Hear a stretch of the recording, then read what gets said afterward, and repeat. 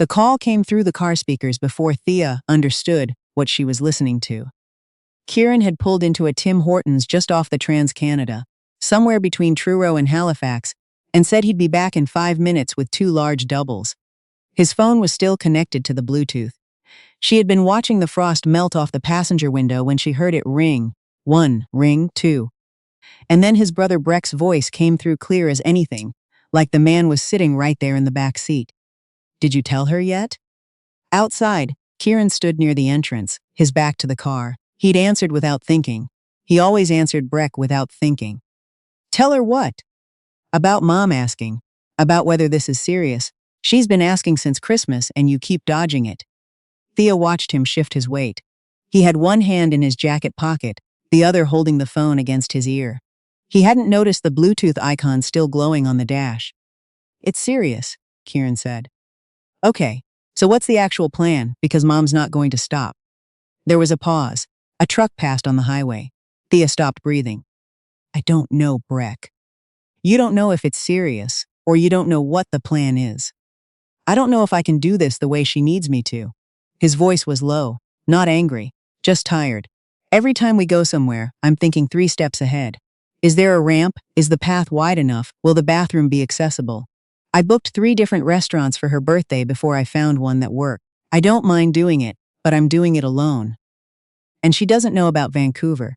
I turned it down without telling her, and I keep telling myself it was the right call, but I don't know. I don't know if I'm staying because I want to or because I don't know how to leave without being the guy who—" He stopped.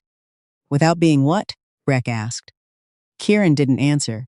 Through the windshield, Thea could see him turn slightly and notice the Bluetooth light on the dash screen. He stood very still for a second. Then he ended the call.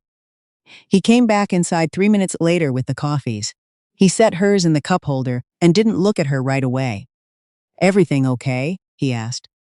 "Fine," she said. He started the car. The navigation was still set for his parents' house in Truro. Thea looked at it for a moment, then reached over and pressed the screen until the route disappeared. "Can we go somewhere else?" she said. "The waterfront in Dartmouth. I want to see the water." Kieran looked at her. She was already looking out the window. He pulled out of the parking lot without asking why. She had met Kieran at a dinner party in the South End 14 months earlier, during a February that would not quit. Thea had been in the wheelchair for just under a year at that point. Long enough to stop thinking about it every moment, not long enough to stop noticing the way people decided what to say before they said anything at all. She had become fluent in the pause before the pivot, the way eyes went kind in a particular rehearsed way and then bounced sideways. Kieran had come in late, still in his work clothes, and someone had pointed him toward the only open seat, which happened to be next to her. He sat down, poured himself a glass of water and said, "Sorry I'm late. My client wanted to argue about ceiling heights for 40 minutes. Then he looked at the food. What's good?" She told him the lamb was overcooked, but the roasted vegetables were worth the trip. He laughed, not a polite laugh, a real one. They talked for 3 hours. He asked about her work at Dalhousie, and when she explained what marine biological field research actually involved, the sample collection, the 12-hour days on the water, the months of data she still woke up thinking about, he did not once make it past tense. He asked what she was working on now, and when she told him she had transitioned to analysis and grant writing, he asked whether that was what she wanted or what was available. Nobody had asked her that before. "Both right now," she said honestly. "I miss the water. What would it take to get back on it?" She thought about that question for a long time afterward. He texted 3 days later, not to check in, not to be kind. He had a question about a paper she had mentioned. He had looked it up. By April, he was the person she called when something funny happened. By June, he was the reason she laughed more than she had in a long time. His particular way of loving her was specific and quiet. He did not make a production of it. He learned the streets around her apartment in the North End and knew which routes had the worst curb cuts. He figured out without being asked that she preferred to transfer herself wherever possible and that she found it more useful when he stood ready than when he reached over.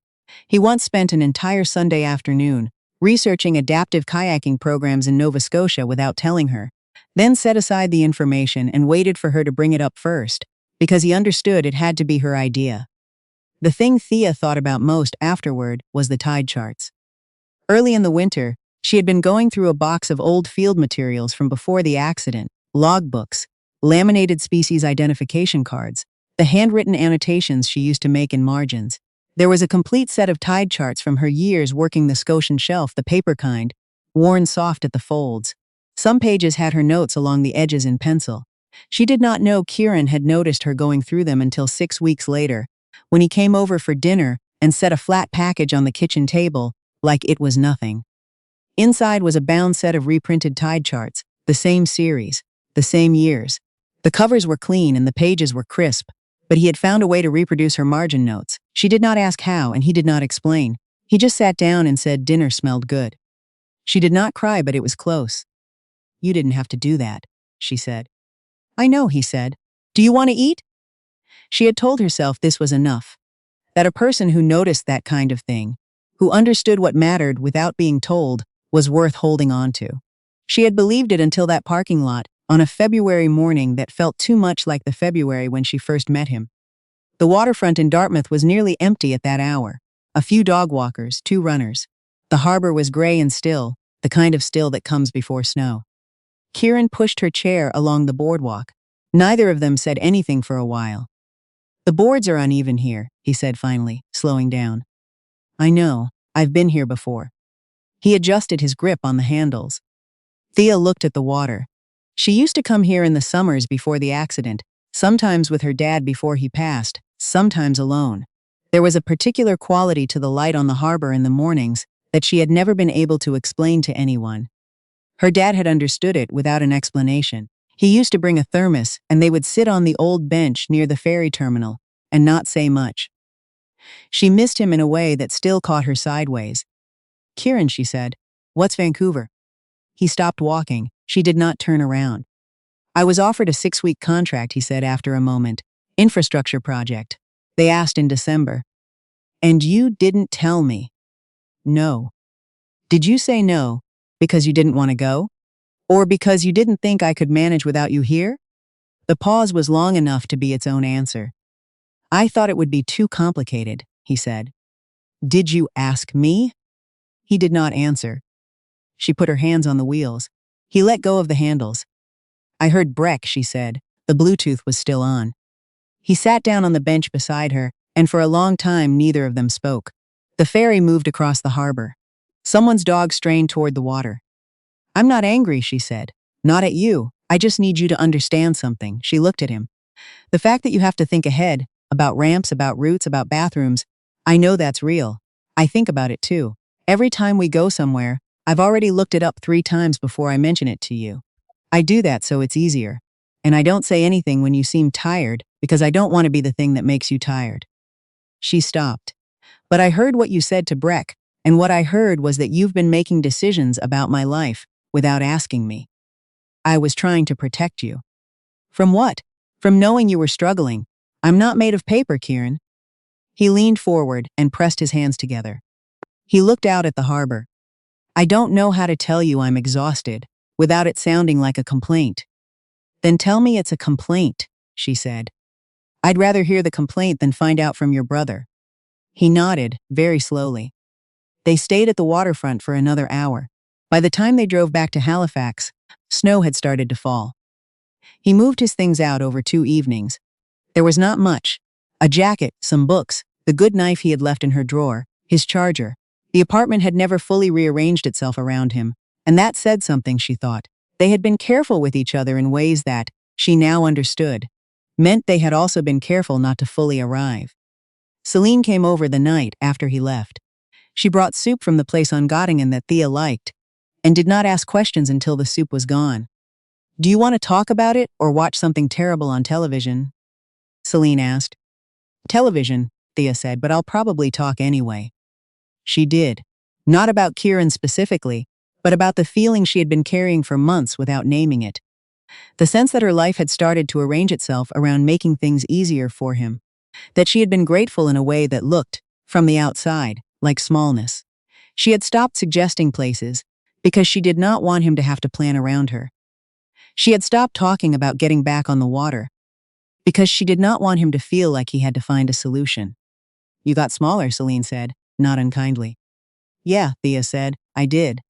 For the first 2 weeks, she did not do much. She answered work emails. She missed a call from her friend Corinna and called back 2 days later. She left a grant application half finished on her desk. The tide chart stayed on the shelf. One morning, she woke at 6 and lay in the dark for a while, and then she got up and opened her laptop and looked up the Accessible Marine Research Partnership she had heard about at a conference 2 years earlier. They ran modified research positions on adapted vessels for scientists with physical disabilities. She had bookmarked the page and never gone back to it. She went back to it. The application required a 2-page statement of interest, a CV, and a letter from a supervisor. She had all 3 somewhere. It took her a week to make them current, and another week to press send, and then she closed the laptop and made tea and felt something shift in her chest. Not happiness exactly, but the sense of having moved. She finished the grant application. She submitted 2 papers she had been sitting on. Celine came over on Thursdays and they cooked dinner together. Celine was an occupational therapist and had strong opinions about workflow and not strong enough opinions about how long pasta should boil, and this created a dynamic that kept Thea from thinking about anything sad for at least 3 hours per week. In March, she called the organizers of the outdoor concert series at the Commons and asked whether the accessible viewing area had been expanded since last summer. It had. She bought 2 tickets for a July show, the kind of folk and strings evening her dad would have loved, and texted Corinna. Corinna texted back a string of exclamation marks and then a question. Are you sure? You haven't been to one since before, Thea typed back. Yeah, I'm sure. The concert was a warm Thursday in July. The sky still light at 8 o'clock the way it gets in Halifax in summer, that long golden hold before dark. They arrived early and found the accessible section near the left side of the stage, close enough to hear but set back enough that the crowd was not a problem. Corinna got them both drinks from the vendor stand and came back looking pleased with herself. She sat in the folding chair beside Thea's wheelchair and said, Your dad would have had opinions about that opening act. He would have said they were technically proficient but emotionally conservative. That's exactly what he would have said. Thea laughed. The headliner came on when the light had finally turned to blue, and Thea felt the bass line through the chair's frame, and thought about the last time she had stood in a crowd like this, before the accident, when she used to let the music move through her whole body. It was not the same. She knew it was not the same, but the sky was the same, and the smell of cut grass and warm food and people was the same, and the particular feeling of being outside on a summer evening in this city, surrounded by its specific kind of unhurried life, that was exactly the same. She stayed until the final song. On the drive home, Corinna said, How was it? Good, Thea said, and then really good. The letter from the Accessible Marine Research Partnership came in September. She had been offered a position as a participating research scientist on a 2-week field survey aboard a vessel operating out of Lunenburg in the spring. The ship had a fully accessible lower deck, modified equipment stations, and a crew that had worked with researchers using wheelchairs before. She read the letter 3 times. She emailed back the same afternoon. She did not call Kieran. She thought about it, not from longing exactly, but from the old habit of wanting to share things with him. But the letter was hers. The application had been hers. She told Celine, who made a sound like a small explosion, and then immediately started asking about logistics, because she was an occupational therapist, and she could not help it. I'll need help with some of the equipment setup, Thea said. But the crew is trained. I know. I'm already thinking about what you should pack. Celine. Just thinking out loud. Winter arrived the way it always did in Halifax, sideways and sudden. Thea's building had a good ramp and a parking spot near the entrance, and she had learned the rhythms of the neighborhood well enough to know which routes got cleared first after a snowfall. She was no longer surprised by any of it. She had stopped being surprised by what she could figure out. She did not hear from Kieran until November, when he sent a text that said he hoped she was well and that he had seen her name on a conference proceedings list and thought of her. She read it twice and set her phone face down on the desk. She typed back, I'm well, hope you are too. That was all. She meant it. She understood now that he had loved her. She did not doubt it. He had loved her in the way of someone who arrives at a thing with his whole heart and then discovers the heart alone is not enough. That there are other parts of a person that have to show up too. The part that says I'm scared out loud instead of swallowing it. until it becomes silence and unanswered questions, and a phone call over Bluetooth that was never meant to be heard. She had loved him too, and she had gotten smaller to make room for that love, and then she had had to get large again, which was harder and slower and required more of her than the loving had. She did not regret it. She thought that was the truest thing she knew. The research vessel left Lunenburg on a clear morning in May, running northeast into the Gulf of Maine. The deck was cold and the spray came over the rail in gusts, and Thea had a waterproof cover over her lap and her old field jacket on, the one that still had a dried sample label stuck to the inside of the left pocket, and she was holding a clipboard with the morning sampling protocol and feeling, for the first time in nearly 3 years, like herself. The survey ran for 12 days. She collected data, wrote up nightly summaries, argued over methodology with a research associate from Memorial who was wrong about his trawl estimates and knew it, and stayed out on deck as long as the crew would let her, watching the water change color as they moved through different temperature gradients. On the 7th day, they came up on a large school of mackerel, thousands of them moving in formation just below the surface, turning together so fast the water looked like it was made of light. She leaned over the rail as far as she could and watched them until they were gone. She had wanted to see something like this, not in a tank, not in a photograph. She had wanted to see it here, in cold, real water, moving under its own reasons with no one explaining it to her. When the school disappeared, she sat back and wrote a note in her logbook, not data, just the way they moved. Cape Breton was the last one. She had been talking about it for a year, the drive up the Cabot Trail, the lookouts at the top of the highlands, the place she used to go hiking before everything changed. She was not going to hike this time, but she was going to go. Celine drove. It took most of a day with stops, and Celine made a playlist that was too cheerful and talked too much for the first 2 hours, and then got comfortable with the quiet, which Thea appreciated. They stopped at one of the accessible viewpoints near Skyline. The path was paved and Thea could push herself most of the way. Celine walked beside her without offering to take over. At the end of the path, the land opened up onto a view of the Gulf of St. Lawrence that Thea could not quite hold in her eyes all at once. The water was blue-green in a way that had no business existing, and the hills fell away below in long curves, and the sky was clear from one end to the other. She had been here before. And it had looked exactly like this. And she had stood on 2 feet and thought she would come back, not knowing what back would mean. She sat at the edge of the viewpoint for a long time. Celine did not say anything. She knew when not to. Thea thought about her dad, who had wanted to make this drive with her and had not had the chance. She thought about Kieran and the tide charts and the way he had looked at the harbor that morning in Dartmouth, the snow just starting. She thought about the mackerel and the logbook and the grant application and the concert at the Commons on a long July evening with Corinna beside her, saying exactly the right things about the opening act.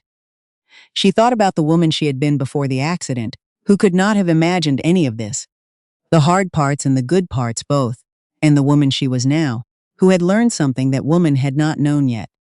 That a life does not require a particular shape to be whole. It requires honesty and effort and the willingness to keep finding out what is still possible. The wind came off the water, and Thea closed her eyes and let it move through her. She pulled out her phone and took a photograph, not because it was good, it was not. The light was wrong and her angle was off, but because she wanted to remember that she had been here, and that she had come, and that it had been enough.